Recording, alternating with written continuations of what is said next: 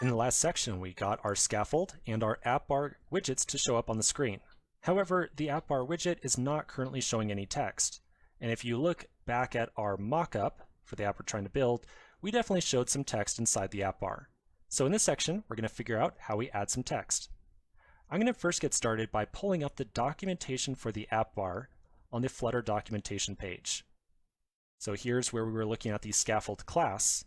To pull up the documentation for the app bar, you can either find the link just a little bit down right here, or you could go to the search interface on the top right-hand side and search for app bar class.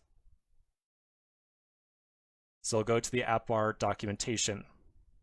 On the right-hand side, you're going to see that the app bar has a lot of documentation very similar to all the documentation we saw back when we were looking at that list class that was a part of the Dart standard library. So the app bar is a widget, but it's still a Dart class. So it has its own set of properties, and it has its own set of methods as well. In order to get some text inside that app bar, let's take a look at the constructor and see if there's some way to assign some text to it when we first create it. So I'll scroll down a little bit. I'll find the constructor section. Here it is right here.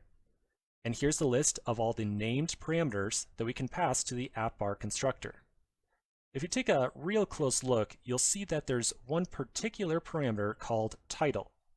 So if we pass in a title for the name parameter, we can pass in some text, and that text will be used as the sort of title of our app bar.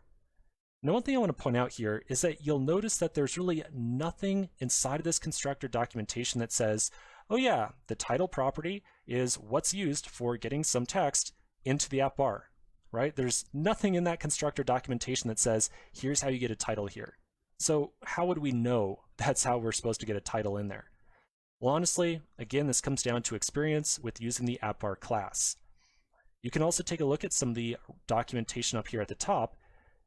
In particular, this diagram right here, that will tell you, oh yeah, here's where that title gets used. And if you read through all this stuff right here, somewhere it will probably also tell you, yeah, pass in a text widget for the title property, and that's how you get some text to show on the screen. So a lot of this stuff around Flutter, I can't say it enough. I said it in the last section, I'll say it again now. It really comes down to reading the documentation closely. Throughout this course, I'll definitely give you a lot of very distinct pointers on where to look, but in general, I'm going to do my best to show you how we read this documentation to figure out exactly what's going on.